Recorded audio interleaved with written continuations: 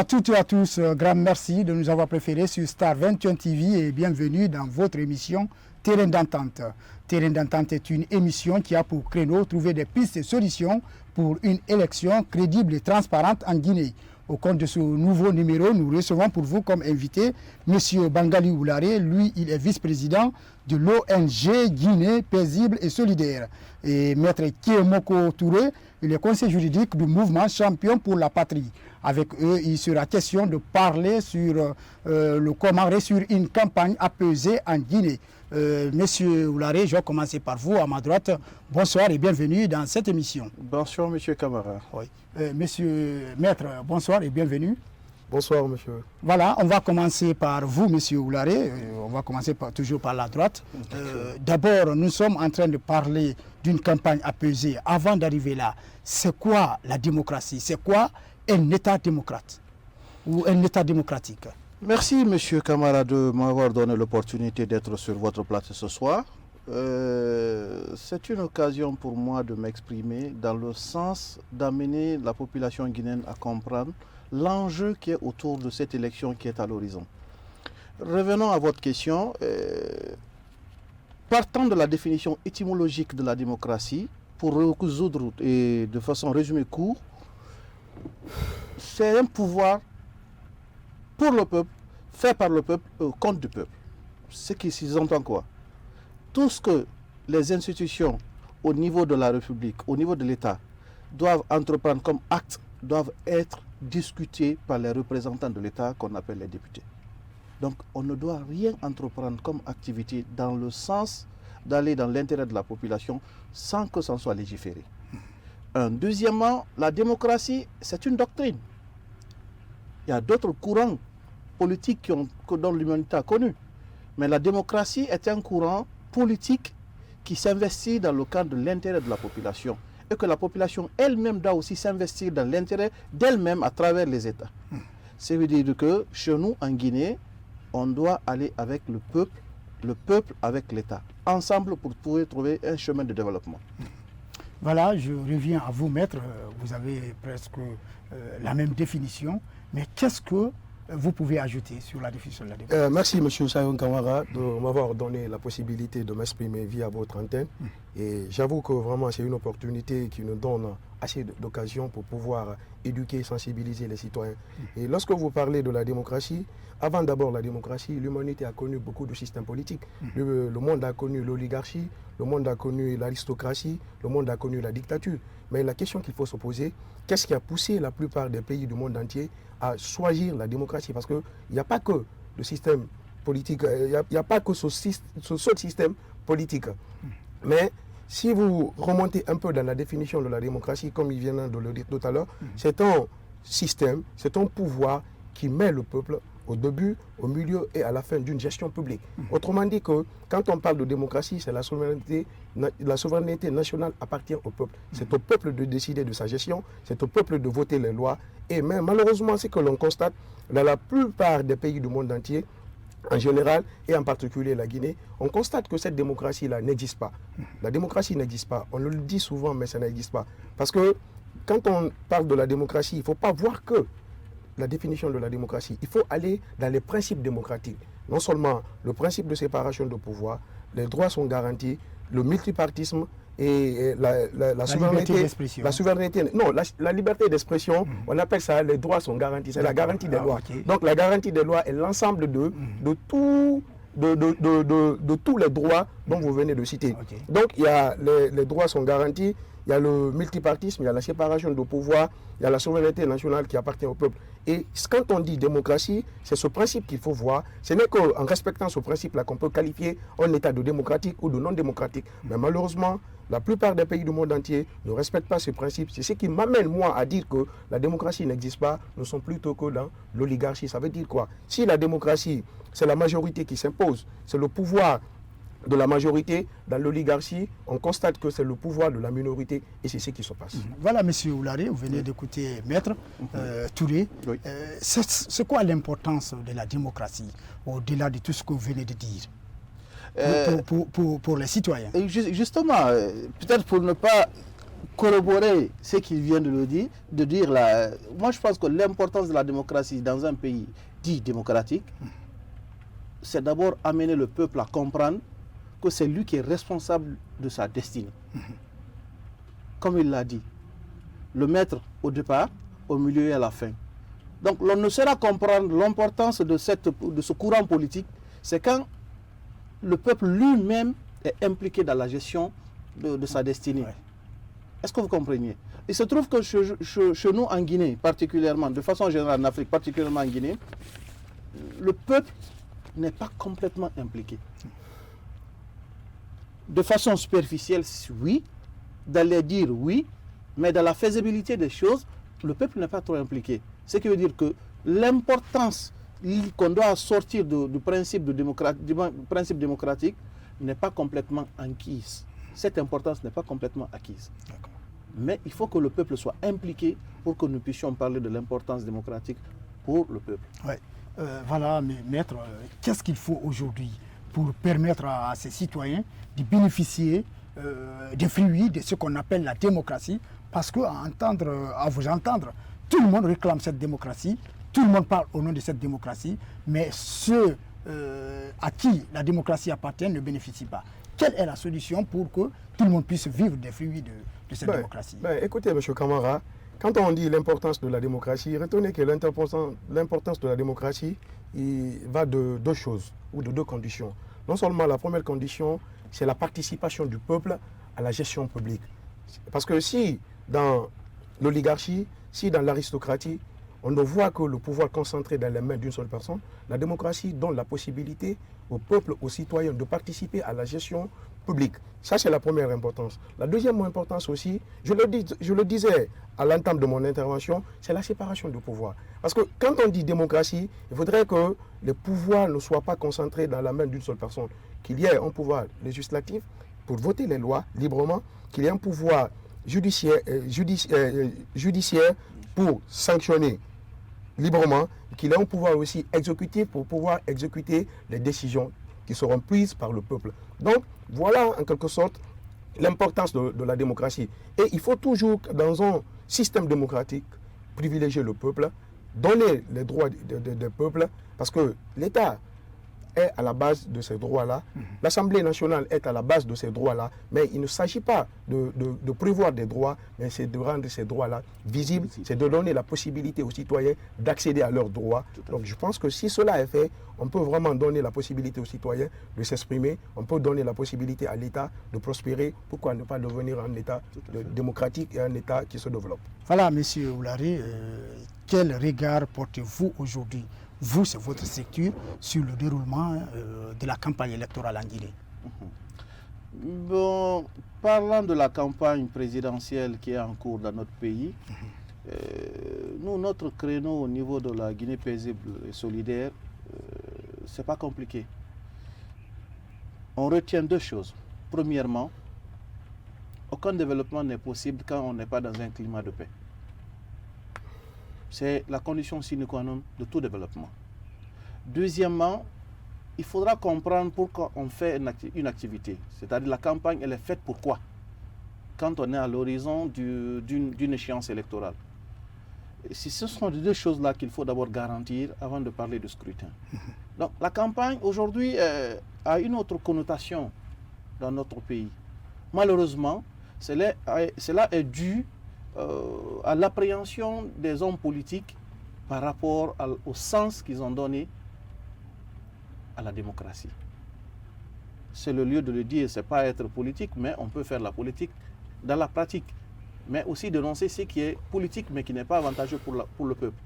Aujourd'hui, il se trouve que les hommes politiques inculquent un comportement purement communautariste au niveau de ses militants, ce qui a irréversiblement impacté négativement d'ailleurs la campagne présidentielle.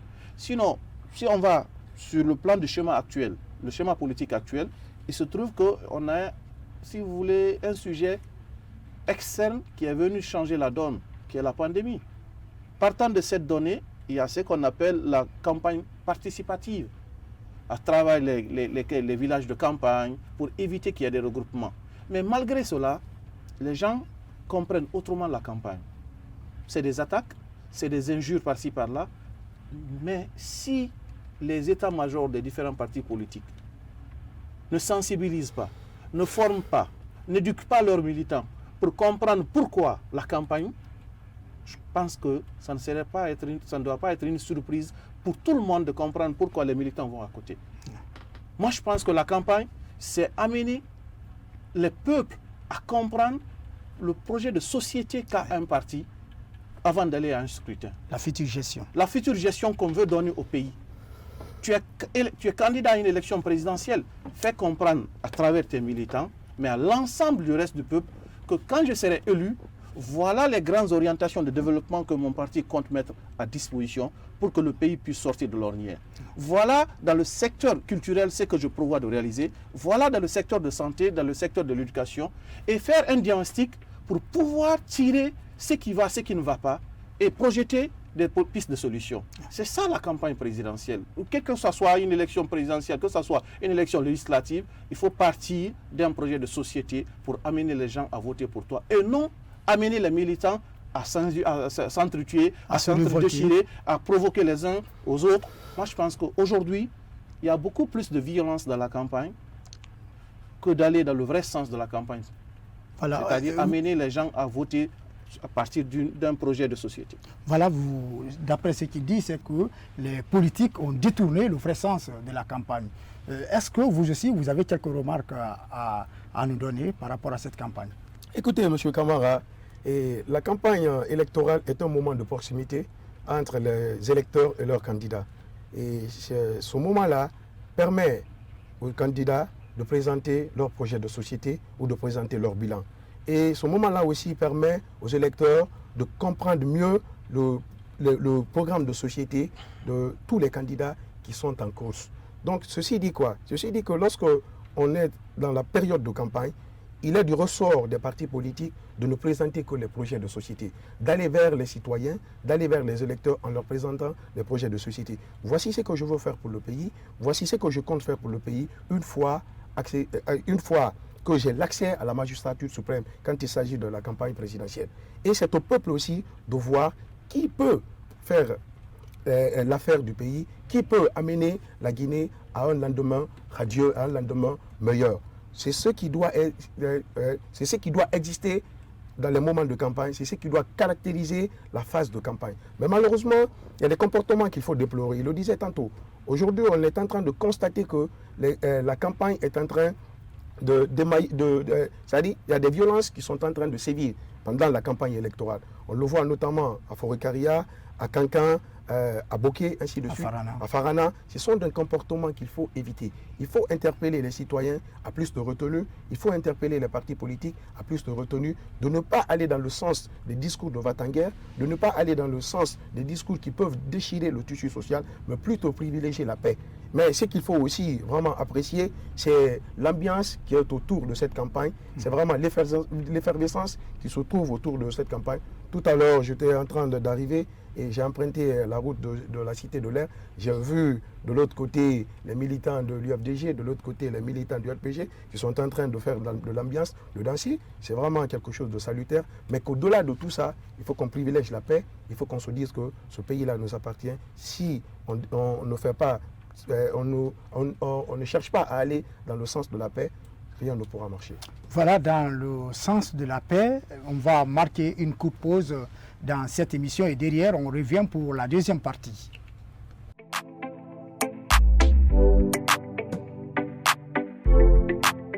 Une fois encore, bienvenue dans la deuxième partie de votre émission Terrain d'entente. Vous le savez, nous sommes avec M. Bangali Oulare, vice-président de l'ONG GPS, mais aussi Maître Kémo Touré, lui, le conseil juridique d'un mouvement citoyen. Monsieur Oulare, je vais revenir à vous. Tout à l'heure, vous étiez en train de parler de ce qui devrait être fait, mais aussi, il y a autre chose que nous, notre rédaction, a remarqué, c'est l'utilisation des enfants dans la campagne électorale. On va vous proposer l'élément de reportage de la rédaction et derrière, on va revenir pour bien décrypter cette situation. Il n'y a pas de souci. Suivez. À l'occasion de la campagne électorale, on constate la présence des mineurs dans les mouvements. Pire, ces militants arborent parfois des couleurs des différentes formations politiques au vu et au su des leaders, chose que déplore cette activiste des droits des enfants. C'est comme je l'ai souligné, c'est une chose, en quelque sorte honteux pour le peuple de Guinée de voir les enfants dans la rue, faire des campagnes ou autres. Et nous constatons de jour en lendemain la démission parentale. Certes, les enfants sont abandonnés à leur sort, raison pour laquelle les enfants sont utilisés. Parce que je pense bien, moi où je suis, je surveille mes enfants, j'essaie de regarder ce qu'il faut pour mes enfants, j'essaie de les occuper à faire quelque chose. Mes enfants ne vont pas se retrouver dans la rue pour faire des campagnes pour ces politiciens. Poursuivant, cette activiste interpelle les parents face à leurs responsabilités, surtout en cette période électorale. Que ce soit les parents, que ce soit les politiciens, les personnes qui distribuent ces t-shirts aux enfants. Dans la société, en quelque sorte, je vais les dire que l'enfant est innocent. Le vrai nom de l'enfant, c'est avenir. Et si nous utilisons nos enfants pour ces campagnes qui vont passer de 2 semaines à 1 semaine ou disons 1 mois, et ces enfants vont se retrouver des années plus tard, ils peuvent devenir des cadres et ça peut jouer sur eux. Ça, il n'y a pas autre chose à discuter. Cette campagne, qui a débuté le 17 septembre 2020, a enregistré beaucoup de violences, surtout à l'intérieur du pays, d'où la nécessité des chefs de famille de veiller strictement sur leurs enfants. Voilà, Monsieur Oularé, nous avons suivi tout à l'heure le reportage avec vous, Monsieur Maître Kémoko. Votre analyse sur l'utilisation des enfants durant cette période de campagne? Je commencerai par dire que c'est vraiment dommage.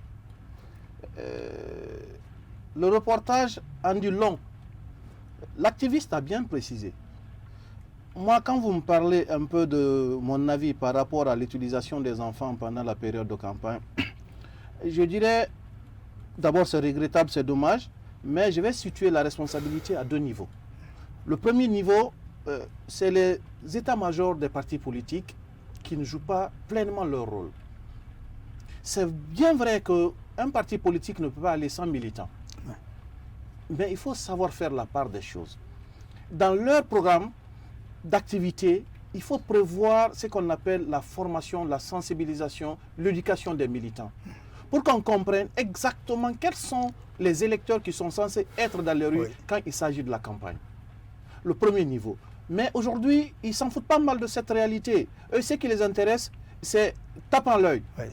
Amasser les gens dans les rues, quelles qu'en soient les conséquences, ce n'est pas leur problème. Ça, c'est le premier niveau. Avant de passer, ce que je vais ajouter à cela, si c'était une campagne qui était dans un climat de paix, de tranquillité, on peut encore comprendre. Ça peut mettre un peu à l'abri la sécurité des enfants. Mais il se trouve que par endroits, il y a la violence par-ci, par-là. Alors, ces enfants-là sont exposés. Ils sont exposés aux différentes violences qui peuvent arriver. Ça, c'est un danger pour la population. Le deuxième niveau, c'est les parents. Comme je l'ai dit, aujourd'hui, la plupart des parents, des chefs de famille, ont démissionné dans l'éducation des enfants. Il faut le dire. Moi qui sais quelles sont les conséquences liées à une activité politique, et quand on parle de la campagne présidentielle dans un pays où la sécurité n'est pas tellement ça, je ne peux pas me permettre de laisser mon enfant qui n'a pas l'âge de s'exposer à de telles activités. C'est pourquoi aujourd'hui, je dirais que l'instrumentalisation des enfants au niveau de la campagne est un danger pour l'avenir de notre pays. Dans le reportage, j'ai entendu bien l'activiste dire que le nom de l'enfant, c'est l'avenir. Cet enfant-là qui est censé prendre le relais pour sortir le pays de l'ornière, si cet enfant, à bas âge, est déjà cloîtré, il est verrouillé, il est victime de violence, ça traumatise son épanouissement. Ça veut dire que l'avenir du pays n'est pas certain. Donc aujourd'hui, tous les partis politiques, mais j'en appelle aussi à la compréhension des chefs de famille, ils doivent comprendre que l'enfant n'est pas à être instrumentalisé quand il s'agit de la campagne. Ceux qui ont l'âge et qui le font librement sont censés de le faire, il n'y a pas de souci.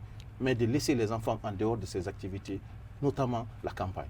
Comment vous, maître, vous comprenez l'utilisation des enfants? Est-ce que c'est une démission parentale ou bien c'est du fait que les chefs d'état-major, comme l'a dit tout à l'heure M. Oularé, ne jouent pas pleinement leur rôle? Parce qu'il ne doit être électeur que celui qui a 18 ans. Écoutez, vous l'avez si bien souligné, M. Oula aussi a emboîté le pas. Et notre loi, le code électoral, donne la possibilité à une personne d'être électeur que lorsque vous avez la majorité. Ce qui veut dire que quand on est mineur, on n'a pas 18 ans, on ne peut pas être électeur. De la même façon qu'on ne peut pas être électeur quand on est mineur, c'est de cette même façon qu'on doit mettre les mineurs à l'abri de la campagne, à l'abri de toutes les élections. Donc il ne faut pas instrumentaliser les mineurs, il ne faut pas vraiment mettre les mineurs dans une élection, dans une campagne qu'on sait à l'avance qui sont émaillées de violence. Il faut vraiment les exclure de ces élections-là. Mais la responsabilité ou la faute est à deux niveaux. C'est une responsabilité parentale, mais c'est aussi une responsabilité des acteurs politiques. Il faudrait que les acteurs politiques, les parents se responsabilisent. Les parents doivent savoir que quand on est mineur, quand on est enfant, on ne peut pas se protéger. Dans la mesure où on ne peut pas se protéger, mettez-les à l'abri de ces violences électorales, mettez-les à l'abri de tout ce qui est élection, parce qu'on sait en Guinée que les élections sont toujours émaillées de violence. Donc une fois encore, qu'on comprenne qu'un enfant, c'est de l'avenir.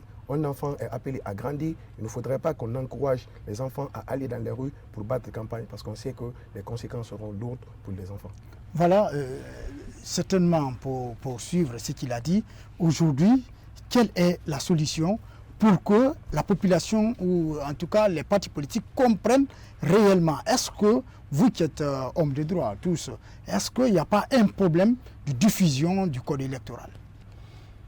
Parce que les enfants, normalement, ne doivent pas être... Si je comprends bien, vous voulez parler des pistes de solutions pour pouvoir pallier à ce phénomène. Pour éviter que les enfants soient dans le mouvement politique. J'y crois d'ailleurs, je ne pense même pas. J'y crois qu'il faut d'abord, à un premier niveau, l'implication de la volonté politique.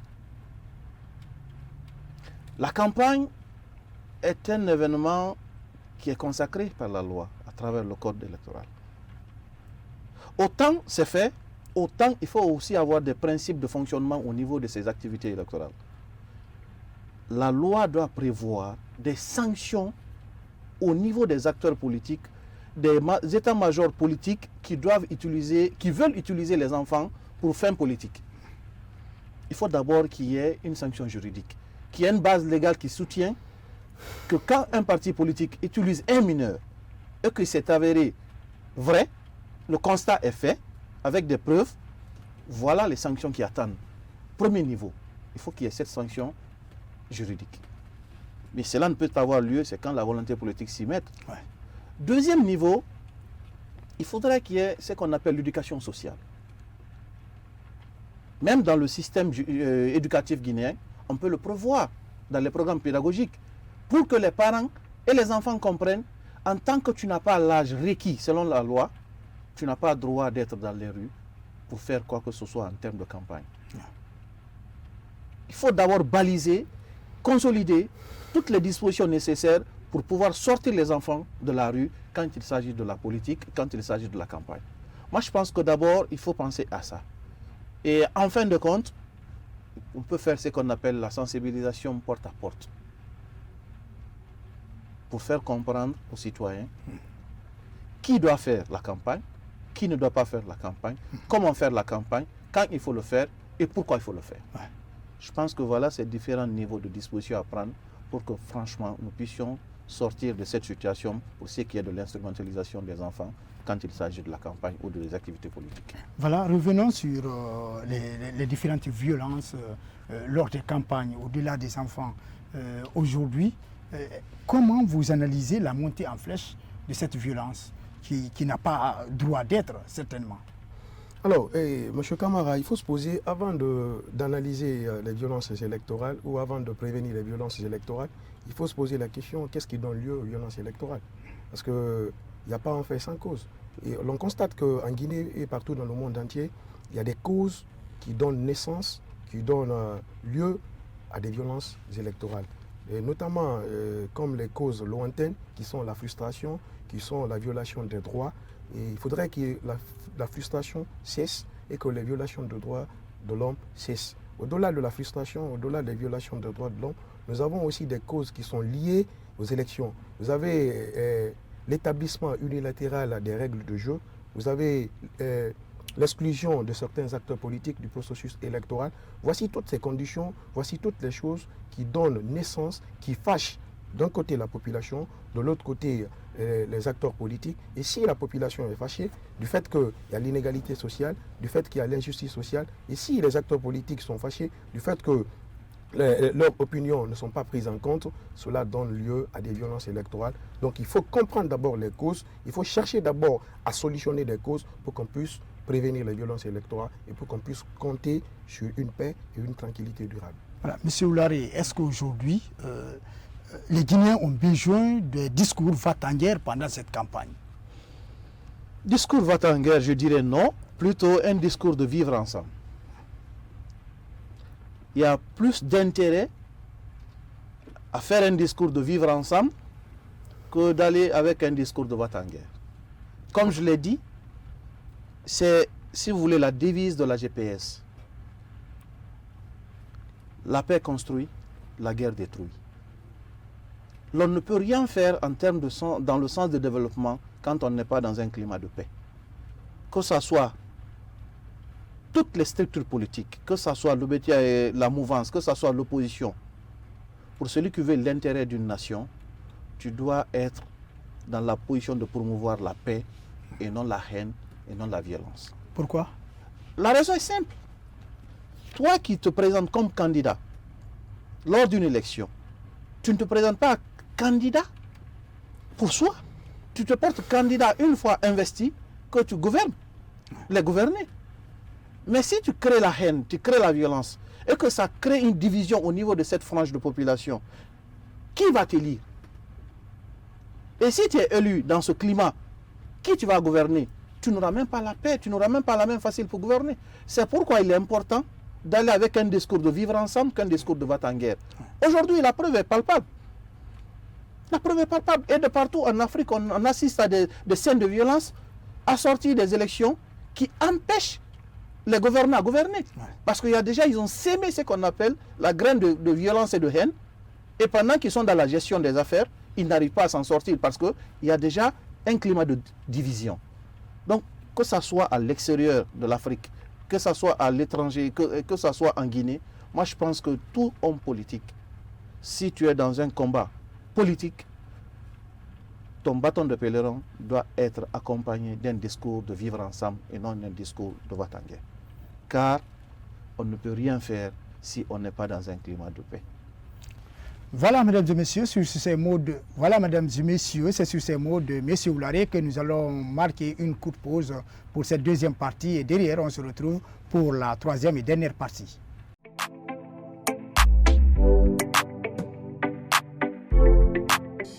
Une fois encore, bienvenue dans la troisième et dernière partie de votre émission Terrain d'entente.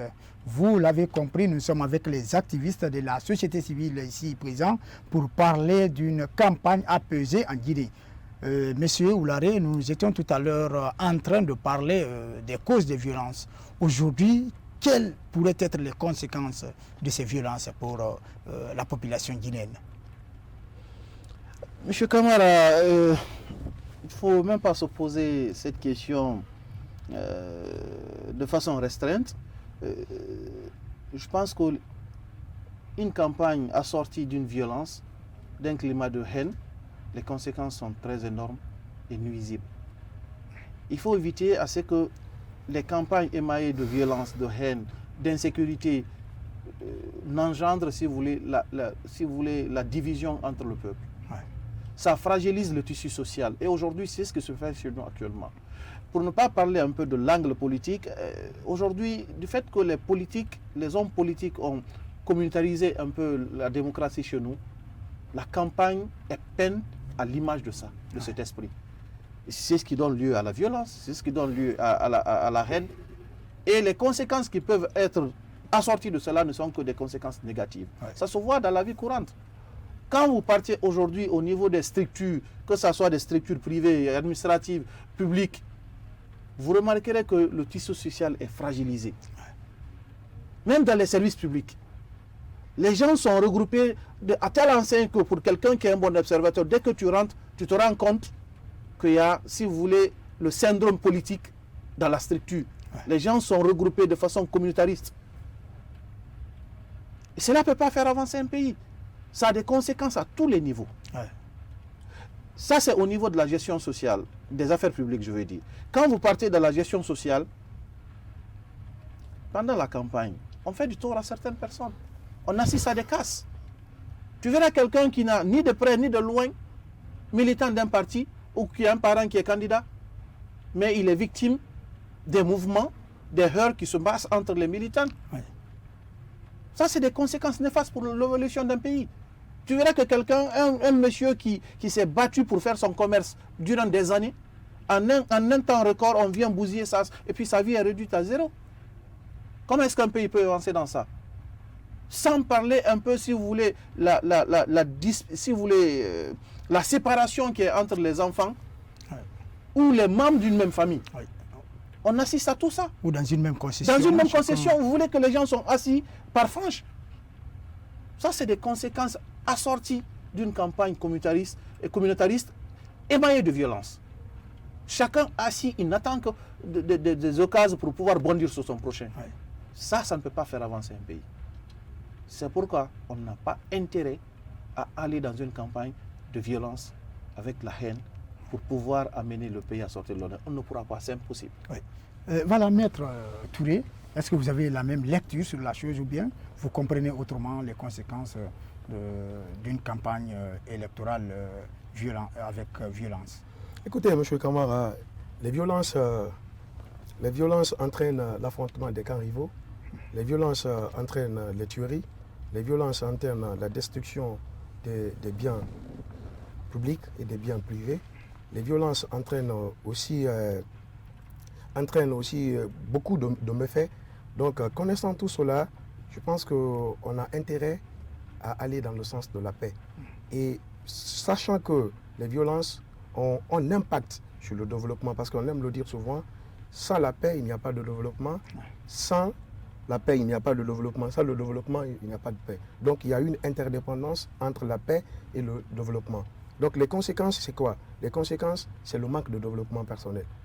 La violence fait qu'on ne peut pas personnellement se développer. Parce que si on doit aller au travail, c'est quand il y a la paix. Si on doit construire, c'est quand il y a la paix. Si on doit vaguer à ses activités, c'est quand il y a la paix. Vous voulez dire que les violences ont des conséquences directes sur les citoyens? C'est ce que je suis en train de dire même. Les violences ont une conséquence directe sur les citoyens parce que ça permet aux citoyens de ne pas se développer, ça permet à l'État de ne pas se développer, ça amène la pauvreté dans un État. Et s'il y a la pauvreté dans un État, on ne peut rien faire, on ne peut rien bâtir, on ne peut rien construire. Ça, c'est une chose. La deuxième chose, les violences entraînent aussi l'éloignement social. Les violences font de telle sorte qu'on ne peut plus se regarder en face. Les violences, c'est-à-dire, la violence fait de telle sorte qu'on ne peut plus se parler. Donc, moi, je pense que connaissant toutes ces conséquences, connaissant toutes ces causes, il faudrait qu'on cultive la paix, il faudrait qu'on essaye d'œuvrer dans le sens de la paix pour qu'on puisse se regarder, pour qu'on puisse s'asseoir ensemble, rire ensemble et pour qu'ensemble, nous puissions construire la Guinée. Au regard de la campagne, est-ce que la violence profite à une structure donnée dans un pays? Bon, pour ne pas répéter Maître Kemoko,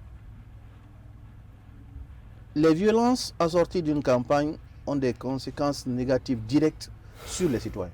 Ouais. Donc ça ne profite à personne. Ni à une structure, ni à un individu, ni à une famille. Dans son ensemble, la violence est à mettre de côté. Mais je pense qu'on l'a dit un peu en amont, cette solution ne peut être obtenue, c'est quand les hommes politiques s'impliquent et que la volonté politique aussi s'implique. La société civile, certes, on peut faire tout ce qu'on peut faire dans notre capacité pour faire comprendre aux gens pourquoi la violence n'a pas de place dans notre société, pour qu'on puisse sortir de l'ornière, mais il faudra que les deux niveaux de structure puissent aussi s'impliquer. D'ailleurs, de passage, je vous rappelle que nous, la GPS, a déjà programmé, si vous voulez, une sorte de caravane de la paix. On en a parlé une fois, et dans le cadre de sensibiliser les populations à comprendre pourquoi la société doit évoluer sans la violence, mais plutôt avec la paix. D'où le slogan qu'on a créé, la paix construit, la guerre détruit. Donc c'est pour vous dire combien de fois cette violence ne profite à personne, ni à une structure, ni à un individu, ni à un citoyen, ni à la nation. Par conséquent, on doit être des partisans de la paix et non de promouvoir la violence.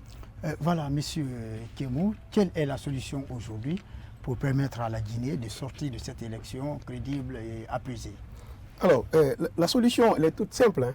La solution, connaissant les causes des violences électorales, c'est de chercher à solutionner ces causes-là. Je vous le rappelais tout à l'heure, c'est la frustration, c'est la violation des droits de l'homme, c'est l'exclusion de certains acteurs politiques du processus électoral, c'est la fraude, c'est le bourrage des urnes, c'est des tricheries. Donc, pour qu'il y ait des élections paisibles, crédibles et transparentes, il faudrait qu'on évite tout cela. Nous avons des institutions qui sont chargées en ce qui est l'organisation des élections. Je veux parler de la CENI, je veux parler du ministère de l'administration du territoire, je veux parler de la Cour constitutionnelle. Ces institutions-là doivent se responsabiliser. Il ne faudrait pas que la CENI accepte d'être un instrument de l'État. Parce que si la CENI est un instrument de l'État, ça va entraîner des violences. Parce que ça aura un impact sérieux sur le processus électoral. Parce qu'elle sera obligée de tricher. Il faut qu'elle arrête, il faut qu'elle se responsabilise, il faut qu'elle soit indépendante. Quand à la Cour constitutionnelle est un organe qui est censé recevoir les contentieux électoraux. Donc quand la Cour constitutionnelle reçoit les contentieux électoraux, il est du ressort de la Cour constitutionnelle de nous proclamer des résultats qui sont issus des urnes. Donc, de part ou d'autre, j'en appelle à la responsabilité de ces institutions, mais j'en appelle aussi à la responsabilité des acteurs politiques. C'est-à-dire, quand on parle de violence politique, la base, ce sont des acteurs politiques. Oui. Pourquoi vous pointez du doigt chaque fois les acteurs politiques, alors que vous, acteurs de la société civile, vous avez quand même un rôle important à jouer dans... Évidemment, nous avons un rôle important à jouer. M. Oulare l'a tout à l'heure souligné. Mais aujourd'hui, si nous avons une partition, si nous avons une responsabilité, je pense que les acteurs politiques ont plus de responsabilités que nous.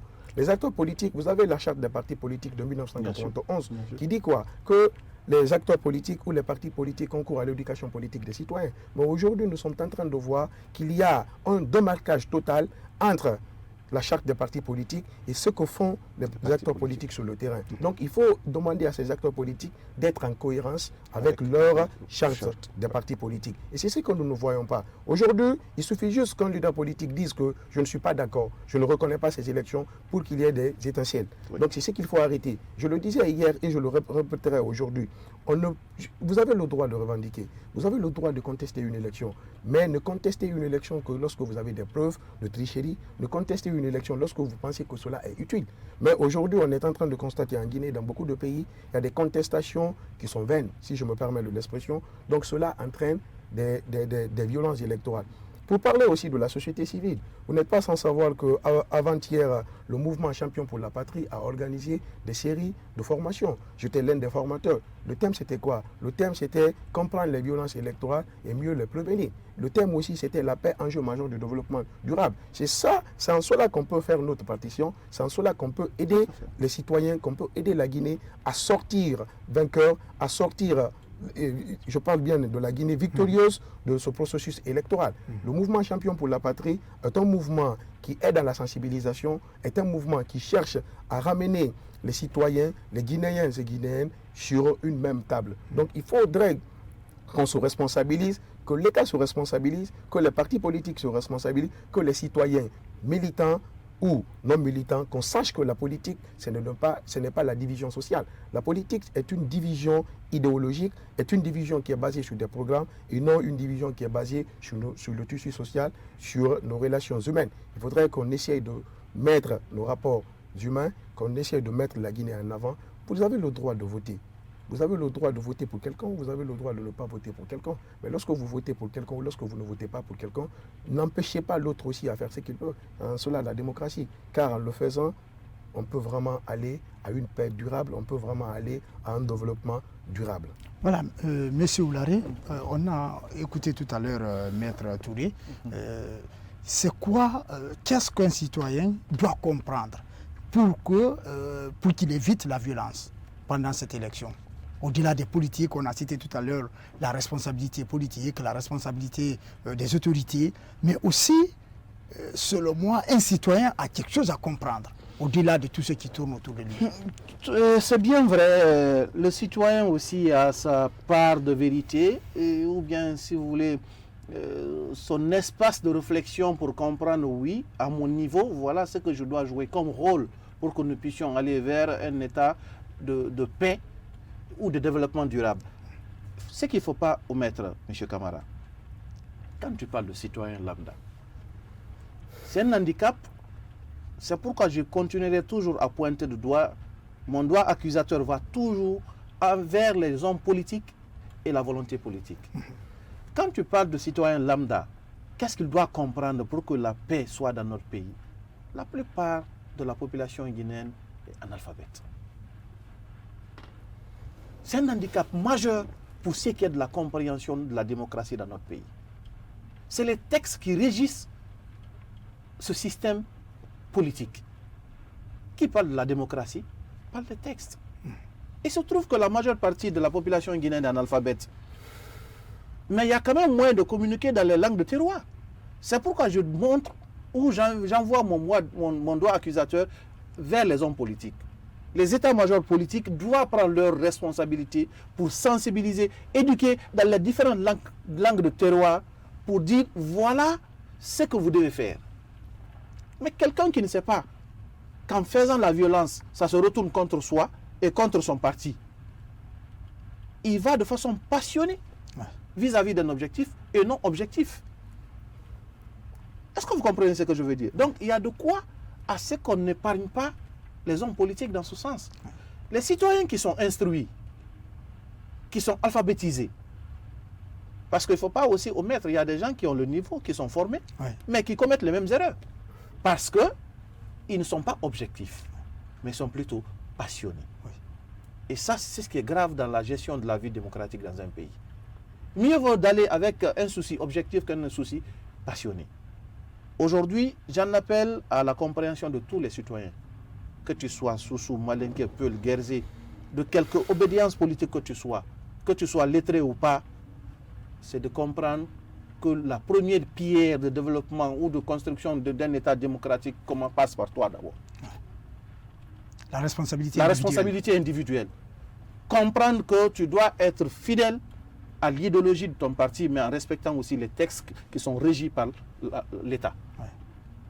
C'est ce qu'un citoyen doit comprendre. Mais quelqu'un qui n'a pas ce niveau de compréhension, il revient comme devoir, comme obligation à son parti de l'éduquer dans ce sens. Donc moi je pense que les deux vont de pair. Voilà. On a écouté tout à l'heure M. Oularé, peut-être votre dernière intervention dans cette émission. Au-delà de tout ce qu'on a dit, est-ce que vous avez un message particulier à l'endroit de la population guinéenne? Parce que cette élection passera, mais le vivre ensemble restera. Écoutez, M. Camara, le message que j'ai à donner à tout un chacun, aux Guinéens et aux acteurs politiques, à la société civile, c'est de leur dire que faisons doucement. Et c'est de leur dire que ce pays-là nous appartient. On n'a pas besoin de brûler ce pays. On a plutôt besoin de construire ce pays. On a plutôt besoin de développer ce pays. Lorsqu'on est citoyen, qu'on sache qu'on a une dette envers son pays, on a une dette envers son État. Quand on est citoyen, qu'on sache que la politique, c'est de ne pas tenir des discours de va-t-en-guerre. La politique, c'est de ne pas insulter. Mais plutôt, la politique, c'est d'aller voter, rentrer tranquillement chez soi. C'est de ne pas caillasser, c'est de ne pas piller les biens publics et les biens privés. C'est de ne pas accepter qu'il y ait des affrontements. Et de l'autre côté, c'est aussi d'interpeller les institutions en charge des élections, de leur dire, soyez transparents. Acceptez de donner les résultats issus des urnes. Acceptez de faire en sorte que les élections soient une élection inclusive, qui tient compte de tous les partis politiques, de tous les acteurs politiques. De l'autre côté, j'ai un message à adresser aux autorités, et notamment le ministère de la Sécurité, de leur dire que lorsque vous prenez le code de conduite des forces de défense et de sécurité, lorsque vous prenez la loi sur le maintien d'ordre, vous n'êtes pas là pour assassiner les gens, vous n'êtes pas là pour tuer des gens, mais vous êtes là, c'est pour sécuriser les gens, vous êtes là pour eux. Faites en sorte que lors de vos interpellations, lors des maintiens d'ordre, que cela se passe de façon saine et que cela se passe de façon professionnelle. Et je voudrais aussi dire au président des différentes institutions, responsabilisez-vous, œuvrez pour la paix. Avant-hier, j'écoutais un peu encore Damaro, l'honorable monsieur Damaro, le président de l'Assemblée nationale. Son discours, j'avoue que ça m'a plu. C'est une deuxième personnalité de ce pays. Et quand on voit une deuxième personnalité de ce pays, œuvrer dans le sens de la paix, moi je pense que c'est un espoir, c'est un début de paix. Et j'en appelle aussi les autres acteurs politiques à œuvrer dans ce sens-là, à plutôt privilégier les discours de paix, les discours de quiétude, les discours de sensibilisation, de développement, que des discours racistes, que des discours de va-t-en-guerre. Et donc je pense que si tout un chacun d'entre nous se comporte ainsi et que tout un chacun d'entre nous se responsabilise, on peut vraiment aspirer à une élection apaisée et on peut vraiment sauver la Guinée de ces élections-là. Voilà, merci Monsieur Maître Touré. Voilà Monsieur Oularé, votre mot de la fin. Monsieur Camara, je crois que mon prédécesseur a dit la quintessence. Ce que je vais ajouter à cela, c'est de demander à deux niveaux. Le premier niveau, aux électeurs et à leur état-major, de comprendre que aller voter, ce n'est pas aller casser. Aller voter, ce n'est pas aller piller, mais c'est aller exprimer son droit civique. Tu es libre d'aller voter comme tu es libre de ne pas aller voter. Si tu vas pour voter, tu votes, tu ressors, tu vas chez toi sans porter préjudice à l'autre pour l'empêcher de voter. Le deuxième niveau, c'est les autorités qui encadrent tout ce processus. Que chacun se mette dans la portion de responsabilité qui lui revient et qu'il l'exerce dans la plus grande transparence, conformément aux normes et aux lois, aux principes qui ont été édictés. Merci M. Oularé d'être passé dans cette émission. Merci M. Camara. Également Maître Kémo, merci pour votre passage. Merci M. Camara. Voilà Mesdames et Messieurs, ainsi s'achève votre émission Terrain d'entente. On se reprend pour le prochain numéro. Salut, au revoir.